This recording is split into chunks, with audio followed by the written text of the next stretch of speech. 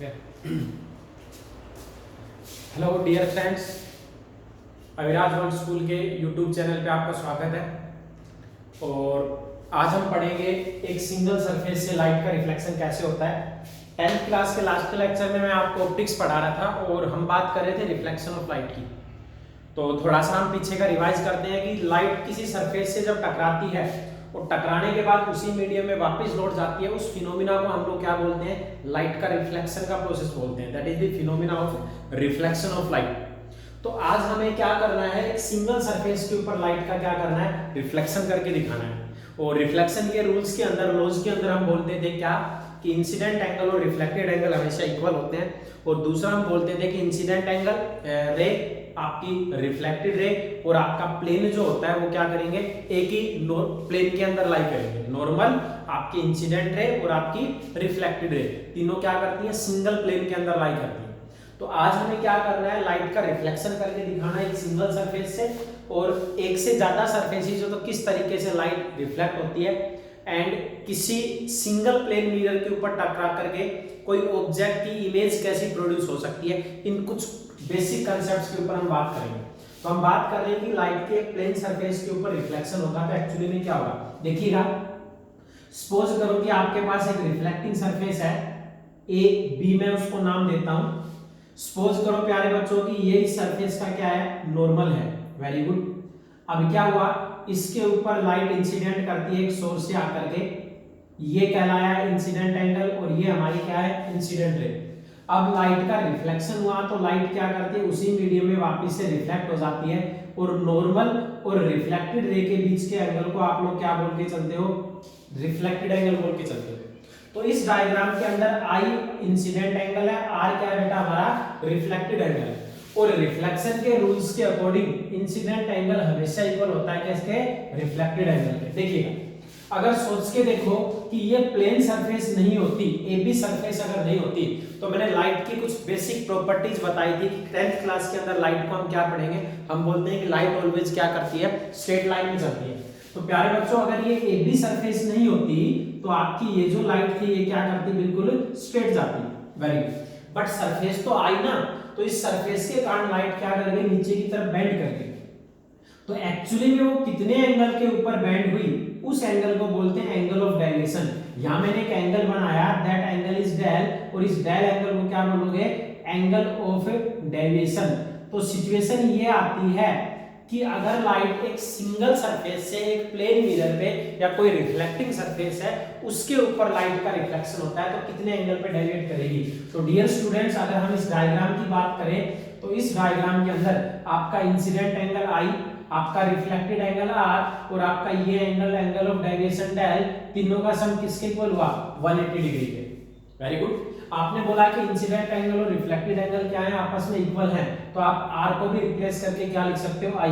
तो यहाँ पे अगर पुट करोगे तो टर्म हो गया i plus del is equal to 180 degree. Very good. i plus i यानी कि दोनों इंसिडेंट एंगल्स का सम किसके इक्वल हुआ, 2i के, plus del is equal to क्या आया, 180 डिग्री। तो यहां से अगर हम एंगल ऑफ डेविएशन डेल निकाले तो फॉर्मूला बन गया 180 डिग्री माइनस में 2 टाइम्स ऑफ इंसिडेंट एंगल। तो यहां से कंसेप्ट क्रिएट हुआ कि अगर सिंगल सरफेस के ऊपर लाइट का रिफ्लेक्शन होता है तो प्यारे बच्चों, जो लाइट डेविएट करती है जितने एंगल पे, वो डिपेंड करता है किसके ऊपर, इंसिडेंट एंगल के ऊपर। तो you can say, hence we can say the angle of deviation of light ray reflected from a plane surface। Hello, क्या बोला मैंने, एक प्लेन सरफेस, डिपेंड्स ऑन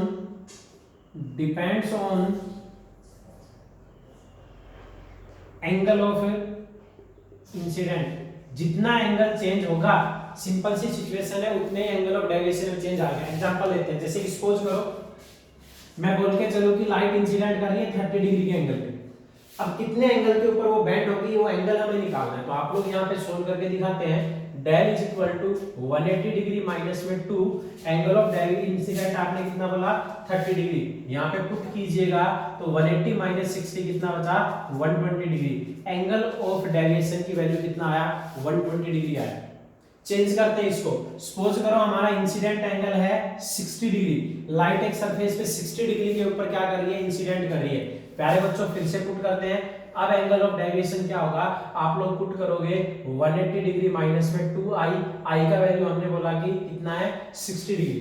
तो सिचुएशन सिंपल सा है, यहाँ पे एंगल ऑफ डेविएशन की वैल्यू कितनी होगी 180 माइनस में 120, दैट मींस आंसर क्या आया 60 डिग्री।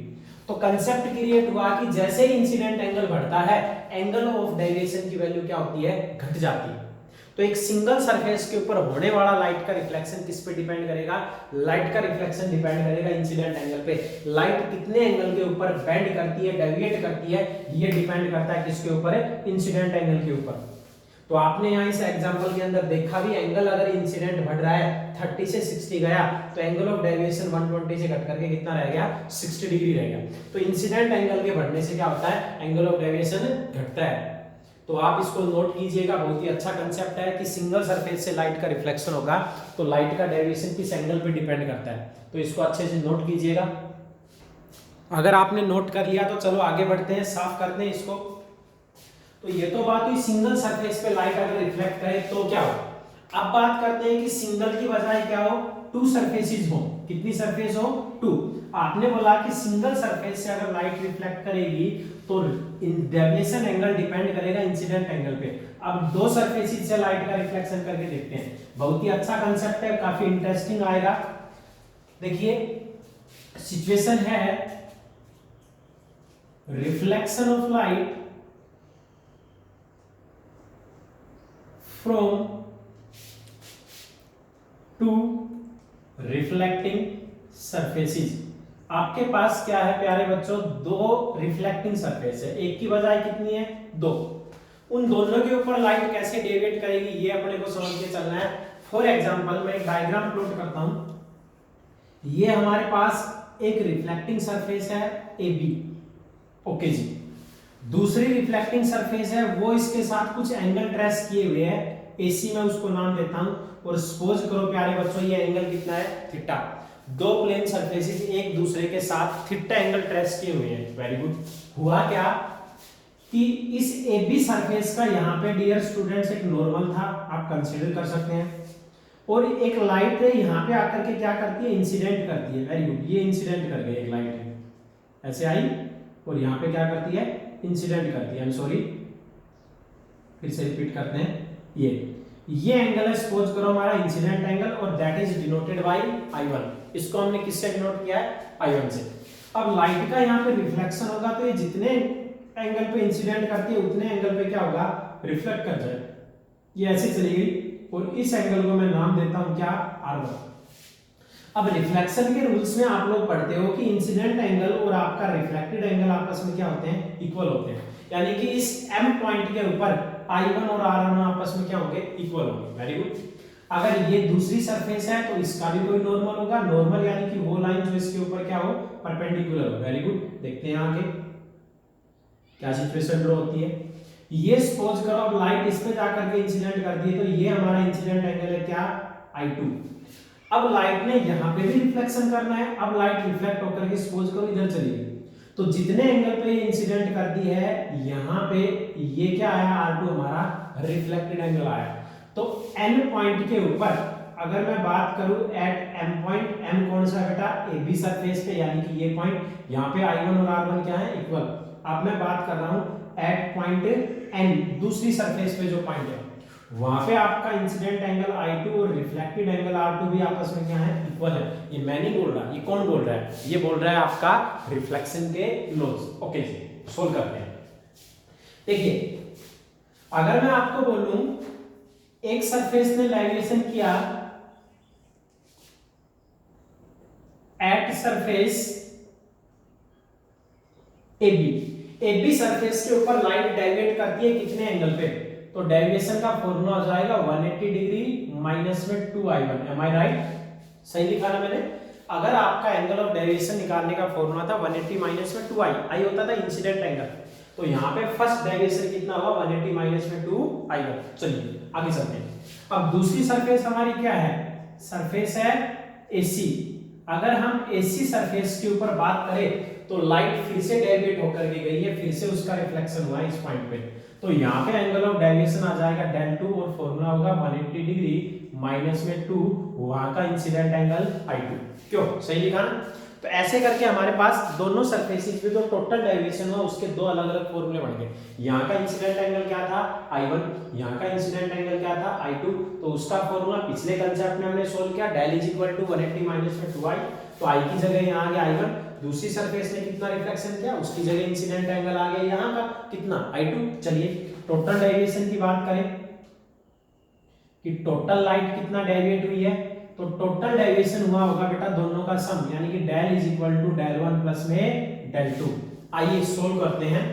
तो del is equal to del 1 का वैल्यू आप लोग यहां से पुट करोगे 180 माइनस में 2i1। वेरी गुड बेटा, आगे चलते हैं। del 2 का वैल्यू सेकंड इक्वेशन से पुट करोगे 180 माइनस में 2i2। डियर स्टूडेंट्स इस इक्वेशन को सोल्व कीजिएगा। del इज इक्वल टू 180 यानी कि हो गया टोटल 360 डिग्री। एंड यहां से और यहां से आपका -2 कॉमन आ सकता है, अंदर बचेगा i1 प्लस में i2। इन दोनों टर्म्स को जोड़ने के बाद आपके पास ये फॉर्मूला आया और इसको मैं डिनोट कर देता हूं इक्वेशन नंबर 3। ओके जी, तो टोटल जो डेविएशन हुआ वो ये आया 360 डिग्री माइनस में 2i1 प्लस i2। तो इस इक्वेशन को देख करके तो लग रहा है कि आपका एंगल ऑफ डेविएशन जब दो सरफेसेस होते हैं तो दोनों सरफेसेस के इंसिडेंट एंगल पे डिपेंड करता है। थोड़ा सा हम इस इक्वेशन को और सोल्व कर सकते हैं। कैसे, डायग्राम में आते हैं वापस से। अगर मैं आपसे पूछूं कि ये एंगल कितना होगा, देखिए अगर ये नॉर्मल है तो ये सारा एंगल कितना ट्रेस हुआ 90 डिग्री। तो इस एंगल की वैल्यू हम लोग प्यारे बच्चों लिख सकते हैं 90 माइनस में r1। ठीक है, ये 90 था, r1 हट गया तो कितना बचा 90 माइनस r1। बट आपने क्या लिखा है i1 r1 बराबर है, तो r1 की जगह मैं लिख सकता हूँ 90 माइनस में i1। बहुत अच्छे, आगे बढ़ते हैं। अगर हम बात करें कि ये वाला एंगल कितना होगा, इस एंगल की वैल्यू, तो डियर स्टूडेंट्स ये अगर नॉर्मल है तो ये सारा एंगल कितना होना था 90 डिग्री। तो अगर मैं खाली इस एंगल की वैल्यू की बात करूं तो उसमें से i2 घटा सकते हो, यानी कि ये एंगल बचेगा 90 माइनस में i2। जी, आपके पास a m n, ओके इस पॉइंट को n डिनोट करते हैं, a m n। आपके पास एक ट्रायंगल है a m n। इस a m n ट्रायंगल के अंदर तीन एंगल हैं, थीटा, ये वाला एंगल 90 माइनस में i1, ये वाला एंगल 90 माइनस i2। और प्यारे बच्चों एंगल जो होते हैं ट्रायंगल के, तीनों का जो सम होता है वो इक्वल होता है कितने के 180 डिग्री के। वेरी गुड, कितने के इक्वल होता है 180 डिग्री। कौन बोल रहा है, ये मैथमेटिक्स बोल रही है ऐसा क्या कि ट्रायंगल के तीनों एंगल्स का सम कितना होता है 180 डिग्री होता है। ओके जी, इसको सोल्व करते हैं थोड़ा। Theta plus 90 plus 90 180। ओके, ये माइनस, यहां से माइनस कॉमन, टर्म बची i1 plus i2 and is equal to आ गया 180 डिग्री। ओके जी, अगर ये 180 उधर गया तो दोनों कैंसिल हो जाएंगे। थीटा इज इक्वल टू आएगा, ये उस साइड गया, प्लस का हो गया i1 प्लस i2। तो आपने यहाँ पे क्या देखा कि थीटा की जो वैल्यू है दोनों पॉइंट्स के इंसिडेंट एंगल्स के सम के बराबर है। तो ये वैल्यू उठा करके हम क्या करते हैं, वापस से थर्ड इक्वेशन के अंदर पुट कर देते हैं। तो आपका फॉर्मूला बन गया del is equal to 360 degree minus में i1 प्लस i2 की जगह हम लोग क्या पुट कर सकते हैं थीटा। ये सिचुएशन। तो यहां पे भी एक कंसेप्ट अराइज हो गया क्या कि सिंगल सरफेस पे जब लाइट का रिफ्लेक्शन होता है तो एंगल ऑफ डेविएशन डिपेंड करता है इंसिडेंट एंगल पे, लेकिन सरफेसेस जब डबल होती हैं तो angle of deviation incident angle पे डिपेंड ना करके किस पे डिपेंड करता है, थीटा पे, यानी कि दोनों सरफेसेस के बीच का एंगल कितना है इस बात पे डिपेंड करता है। ओके जी, फिर से रिपीट करते हैं। इस पॉइंट पे रिफ्लेक्शन हुआ तो i1 और r1 इक्वल है, तो इक्वेशन बनी एंगल ऑफ डेविएशन के लिए 180 माइनस में 2i1। इस पॉइंट पे भी फिर से रिफ्लेक्शन हुआ तो सिचुएशन अराइज हुई del 2 is equal to 180 minus में 2i2, क्योंकि वहां का इंसिडेंट एंगल i2 था। दोनों इक्वेशंस को हमने ऐड कर दिया, ऐड करने के बाद टर्म आ गया 360 डिग्री माइनस में 2i1 प्लस i2। और इस ट्रायंगल को जब हमने सोल्व किया तो तीनों एंगल्स का सम 180 डिग्री निकल के आया। तो कांसेप्ट अराइज हुआ कि यहाँ जो एंगल था थीटा उसका सम इन दोनों एंगल्स के इक्वल आया, यानी कि i1 और i2 के इक्वल आ गए। यहाँ पे हमने सोल्व कर रखा है। तो इस थीटा की वैल्यू i1 प्लस i2 की जगह हमने पुट कर दिया, तो टर्म आ गया del is equal to 360 degree minus में 2 थीटा। तो hence we can say the angle of deviation from two surfaces after reflection from the two surfaces, I will repeat करता हूँ, the angle of deviation after reflection from two surfaces depend on the angle between the surfaces but not depend on the angle of incident। फिर repeat करता हूँ, the angle of deviation after reflection from two reflecting surfaces always depend on the angle between the surfaces but does not depend on the angle of incident। ऐसा इस concept से हमको पता लगा, तो आप इसको नोट कर सकते हैं, बहुत ही अच्छा कंसेप्ट है। सिंगल सरफेस के लिए फॉर्मूला आया था 180 माइनस में आई, और अगर हम बात 2i सॉरी और अगर दो सरफेसेस की बात करें तो फॉर्मूला आता है 360 डिग्री माइनस में 2 थीटा। ये सिचुएशन अराइज होती है जब लाइट क्या करे, रिफ्लेक्ट करती है दो सरफेसेस से। ओके, अगर आपने नोट कर लिया है तो आगे बढ़ते हैं इस कांसेप्ट के साथ और कुछ एग्जांपल्स हम सॉल्व करके चलते हैं। देखिए, तुमको कोई बोले what should be the angle, hello क्या बोला मैं, what should be the angle किसके बीच में, between two reflecting surfaces such that incident ray and reflected ray are parallel to each other। Hello क्या बोला गया, क्वेश्चन है मेरा, what should be the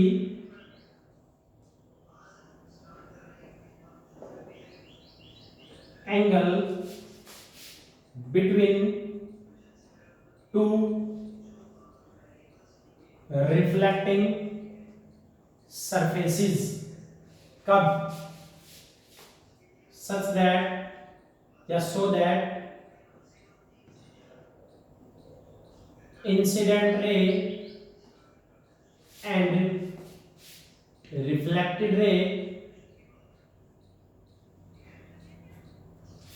are parallel to each other। दो surfaces के बीच में कितना एंगल रखा जाए कि इंसिडेंट रे और रिफ्लेक्टेड रे एक दूसरे के क्या रहे, पैरेलल है। बहुत ही अच्छा क्वेश्चन है, देखिएगा। मेरे को नहीं पता कितना एंगल होगा बट सिचुएशन ये अराइज होती है, मैं ऐसे रख के देखता हूं। वेरी गुड, देखिए एक लाइट यहां पे आके टकराती है, रिफ्लेक्शन होता है तो वो ऐसे जाएगी, ये इंसिडेंट रे ये रिफ्लेक्टेड रे, यहां पे फिर से रिफ्लेक्शन होगा तो ऐसे चलेगी।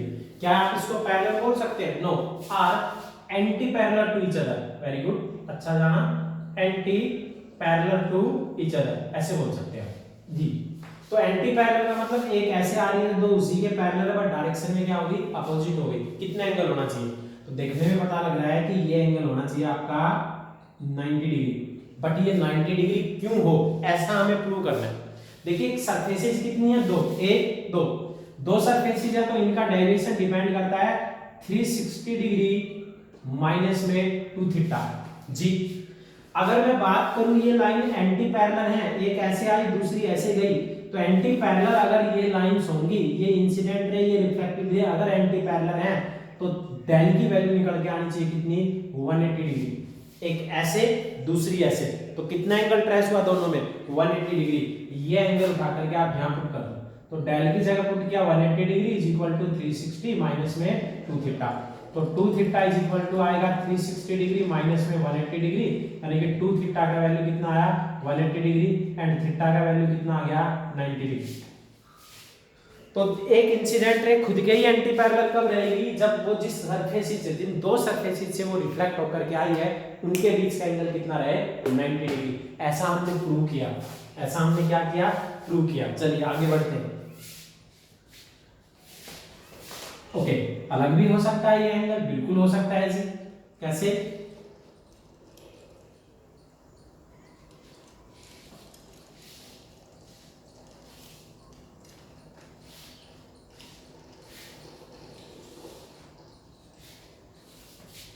देखिए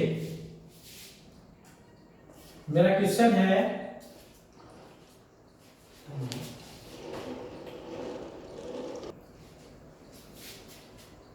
क्वेश्चन है मेरा, at what angle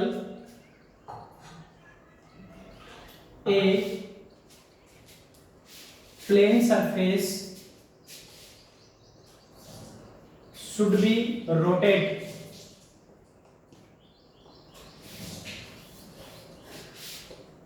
such that क्या the reflected ray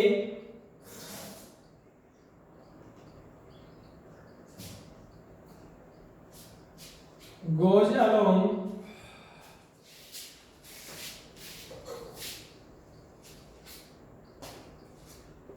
the surface या पैरेलल टू द सरफेस, ऐसा एक सिचुएशन है। देखिए आंसर की हम बात करते हैं, ये थिंकिंग बेस्ड क्वेश्चन ज्यादा होते हैं। जैसे कि सपोज करो ये एक प्लेन सरफेस, यहाँ का क्या है, एक नॉर्मल है, यहाँ एक लाइट क्या करती है, इंसिडेंट करती है जी, ये हमारा एंगल इंसिडेंट एंगल। अब लाइट को जाना है उसी मीडियम में वापस, तो सेम एंगल पे वो रिफ्लेक्ट हो गई, ये हमारा क्या है, रिफ्लेक्टेड एंगल। तो यहाँ पे सिचुएशन आती है, रिफ्लेक्शन के रूल्स बोलते हैं कि इंसिडेंट एंगल और रिफ्लेक्टेड एंगल क्या होंगे, इक्वल होंगे। अब कहता है कि इस सरफेस को जो AB सरफेस है उसको कितने एंगल के ऊपर हम रोटेट करें कि लाइट क्या करे, ये लाइट जो इधर आ रही थी ये इस सरफेस के अलोंग चली जाए, ऐसा एक सिचुएशन है। तो जाहिर सी बात है डियर स्टूडेंट्स, अगर ये पहले AB सरफेस थी, अब इसको क्या करो आप लोग इस तरीके से रोटेट कर दो, यानी कि AB सरफेस की नई पोजीशन क्या आ गई, A डैश B डैश। कितने एंगल पे ये रोटेट हुई, उस एंगल को मैं कंसीडर कर लेता हूं थीटा। कितना कंसीडर कर लेता हूं, थीटा। बट इंसिडेंट अब क्या हुआ, हमारा नॉर्मल ऐसे चला गया, पहले सरफेस का नॉर्मल ये था N1 N2, अब उसकी न्यू पोजीशन हो गई N1 डैश, और ऐसे अगर आप चलोगे तो क्या हो जाएगा N2 डैश। अब थोड़ी देर के लिए जो पीछे वाला डायग्राम था ना उसको भूल जाइए। देखो बेटा जाहिर सी बात है, पहले हमारा नॉर्मल था ये जी, बिल्कुल सही है। अब ये अगर थीटा एंगल पे रोटेट किया तो जाहिर सी बात है जो नॉर्मल था वो भी कितने एंगल पे शिफ्ट हो गया, थीटा एंगल पे शिफ्ट हो गया। कितने एंगल पे शिफ्ट हो गया, थीटा एंगल पे। तो हमारा नया इंसिडेंट एंगल, अब तो नॉर्मल ये है ना, तो हमारा नया इंसिडेंट एंगल क्या हो गया, दोनों का sum, that means I plus theta. बिल्कुल है जी। तो नया रिफ्लेक्टेड एंगल कितना होगा, ये वाला रहेगा, ये कितना रह जाएगा, ये अगर आपका ये एंगल I प्लस थीटा है तो दैट मींस रिफ्लेक्टेड एंगल भी क्या रहेगा, I प्लस थीटा ही रहेगा। अब ये लाइट अगर ऐसे आई है नीचे की तरफ, यानी कि ये सरफेस U बेंड हुई है, तो ये एंगल थीटा था, तो जाहिर सी बात है बेटा ये वाला एंगल भी कितना होगा, थीटा ही होगा, बिकॉज ये अल्टरनेटिवली क्या है, अपोजिट एंगल्स। अल्टरनेटिवली क्या है, ये अपोजिट एंगल्स। तो सिचुएशन जाहिर सी है, अगर आपने एक मिरर को थीटा एंगल के ऊपर शिफ्ट किया तो हमारा टोटल रिफ्लेक्टेड एंगल के अंदर कितना चेंज आया, थीटा यहां से और थीटा यहां से, यानी कि उसमें चेंज आता है कितना, डबल, दैट मींस कितना, 2 थीटा। कितना आता है, 2 थीटा। अब सिचुएशन ये थी कि वो इसी के अलोंग वापस चली गई, यानी कि जो सरफेस है वो उसी के अलोंग क्या करती है बेटा, वापस चली जाती है। तो अपने को तो ये बताना है कि इस थीटा की वैल्यू क्या रहेगी, सिचुएशन क्या बतानी है, थीटा की वैल्यू क्या रहेगी। अब मैं एक बार डायग्राम फिर से प्लॉट करता हूं। ये सपोज करो एक सरफेस और ये है हमारा नॉर्मल। आप खुद सोचिए कि एक लाइट को ना ऐसे जाना है यहां से, तो हमारा ये एंगल कितना ट्रेस होगा, 90 डिग्री। Very good, 90 degree. और मैंने सरफेस को रोटेट किया तो इस डायग्राम के अकॉर्डिंग हमारा नॉर्मल कैसे शिफ्ट हो गया था, ये, यानी कि सिचुएशन सिंपल है, हमारा ये जो नया नॉर्मल था ये 90 को क्या कर रहा है, 2 पार्ट्स के अंदर डिवाइड कर रहा है। तो टोटल जो रिफ्लेक्टेड एंगल में चेंज आया था वो कितना आया था, थीटा यहां से आया था, थीटा यहां से आया था, दैट मींस 2 थीटा। तो इस कांसेप्ट के अकॉर्डिंग दोनों का हम कंबाइंड करें तो 2 थीटा का वैल्यू कितना हो सकता है, 90 डिग्री। तो हमारी थीटा की वैल्यू कितनी निकल के आएगी, 45 डिग्री। तो सिचुएशन जाहिर सी है, अगर हम एक मिरर को या एक प्लेन सरफेस को 45 डिग्री के ऊपर रोटेट कर देते हैं तो वो पहले वाली पोजीशन के क्या हो जाएगी, रिफ्लेक्टेड रे पैरेलल जाना स्टार्ट हो जाएगी, या कह सकते हो उसके अलोंग जाना स्टार्ट हो जाएगी। तो ये हमारा नया कंसेप्ट निकल करके आया कि जितने एंगल के ऊपर आप सरफेस को रोटेट करोगे उतना ही क्या होगा, इंसिडेंट एंगल और रिफ्लेक्टेड एंगल के अंदर चेंज आ जाएगा। तो 45 डिग्री हमारा क्या हो गया, इस क्वेश्चन का एग्जैक्ट आंसर हो गया। तो इसी तरीके से आप एनसीईआरटी की जब बुक पढ़ोगे तो बहुत सारे इंटरेस्टिंग क्वेश्चंस उसके अंदर अराइज होंगे, 1 बाय 1 उनको सोल्व कीजिएगा। नए लेक्चर के अंदर मिलेंगे नई एनर्जी के साथ, नए कुछ बेसिक कंसेप्ट के साथ। तब तक के लिए thank you very much, have a nice day.